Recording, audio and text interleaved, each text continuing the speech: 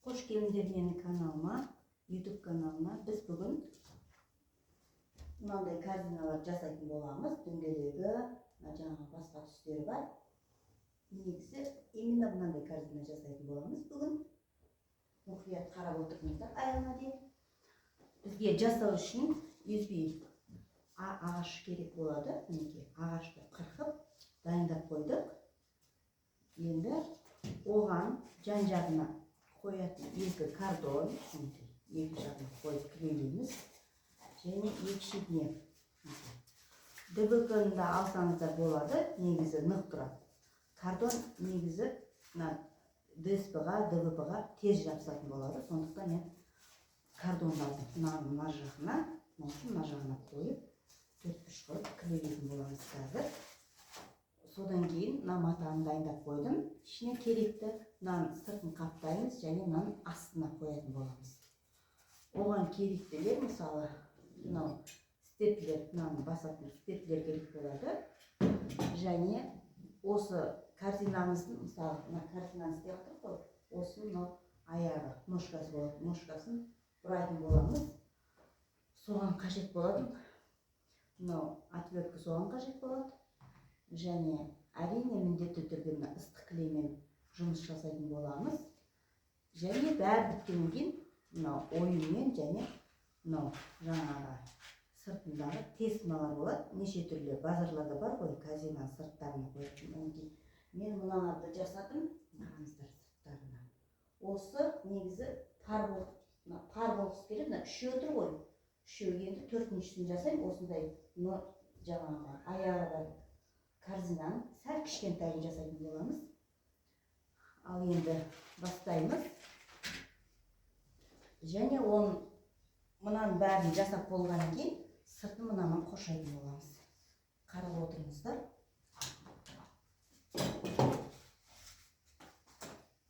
Мынаны өздеріңіз білесіздер қандай сантиметрмен алатындарыңызды. Мына үлкендеуін 35-те 40 қылып алдық. Мынаны кішкене қылып 35-те 30 қылып алдық. 35 және ені 30. Осындай қылып алдық. Енді біз мынаны орналастыратын боламыз. Қарап отырыңыздар. Енді мына жағын көреміз.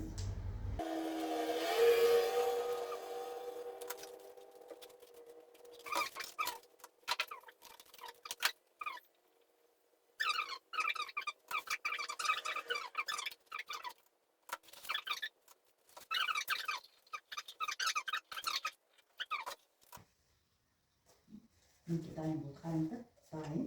Енді осының сыртын поролон губкамен қаптайтын боламыз. Поролон губканы негізі сәл артығырақ алсаңыздар, мыналарыңыз сұлу болады. Бірінші киіп алсын, қараңыздар, кетті деп ойлаймын.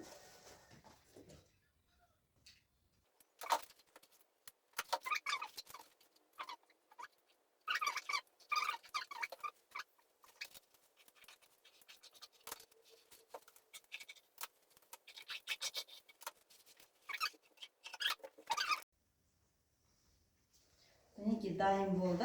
Қараңыздар, қандай әдемі болды.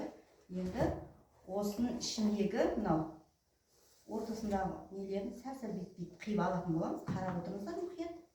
Негізі поролон несі көбірек болса, неміз сұлу болады. Сол себеп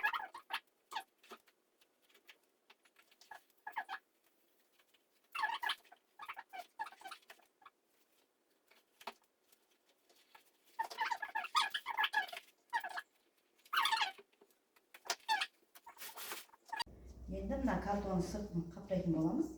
Королевский гүйлермен өлшеп аламыз. Қараңыздар.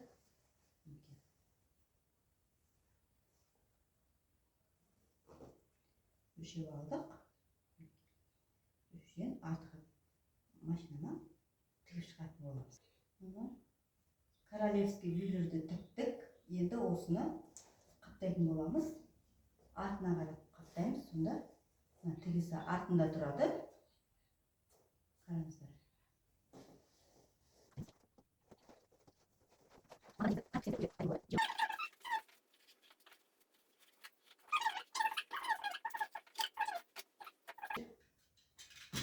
бірінші артын кілейлеп аламыз. Артын кілейлесеңіздер өте жақсы болады. 4 жағы степлермен қағып алғаннан кейін сіздер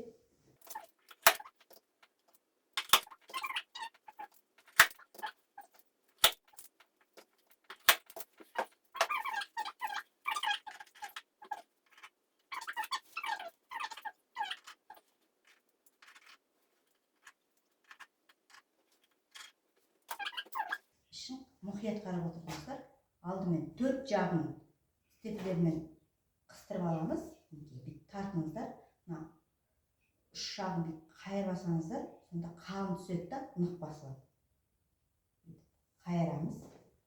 Сөйтеміз да степлерді алып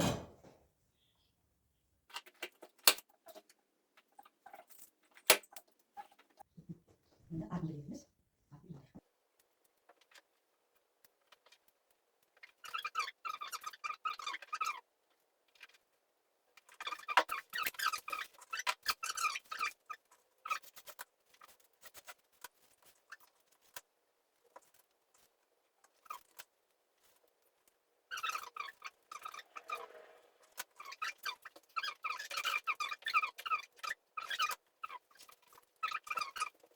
Ножканы жабыстыратын боламыз.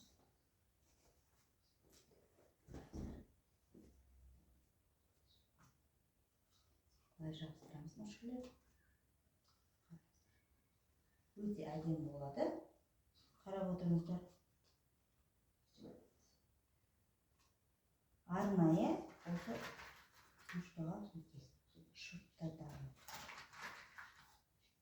Бұл жерде кейбіреудің аяқтарында бір-біреуден, мынандай енді бір аяқта 4 мынандай шеге қағу керек. Онда нық тұрады аяғы. Осылардың бәрін аяқтарына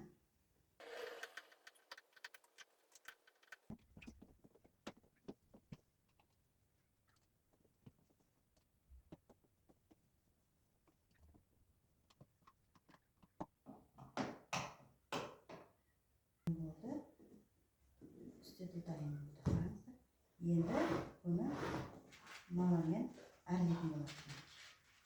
Мынау ою, қазақи ою, өзіміздің ұлттық қазақи ою, және мына әртүрлі заттарға арналған. Киімдерге, негізі, көйлектерге, осындай неше түрлі заттар істегенге.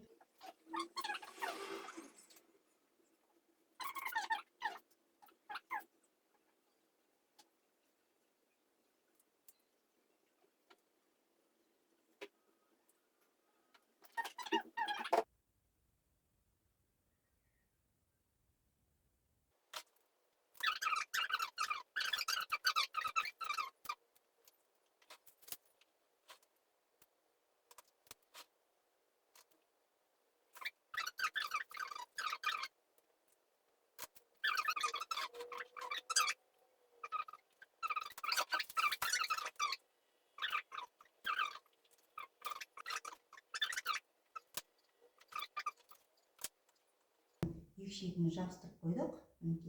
Енді ортасындағысын мына жағын бәрін жабыстырып шықтық. Қараңыздар, корзинамыз аяқталды. Енді өздеріңіз білесіздер, мынаның ортасында екеуінің ортасын негізі жабыстырам десеңіздер, бітейін десеңіздер, өздеріңіз білесіздер, мынадан кішкене қалыңырақ қылып тесіме алсаңыздар болады. Сол тесімемен жабыстырып тастасаңыздар болды. Енді мен сіздерге мынау корзинамның шетіндегі, қараңыздар, мына корзинамның шетінде мынандай бубенчик бар. Бубенчикті өзім істедім. Осындайды не жерге жабыстырсам, осындайды жабыстырып қоятын болам. Сонда менің корзиналарым 4-еуі набор болады. Набор. Мынау да бар. Қараңыздар, әдемі. Осындай қылып істейтін боламыз. Корзинамыз дайын болды.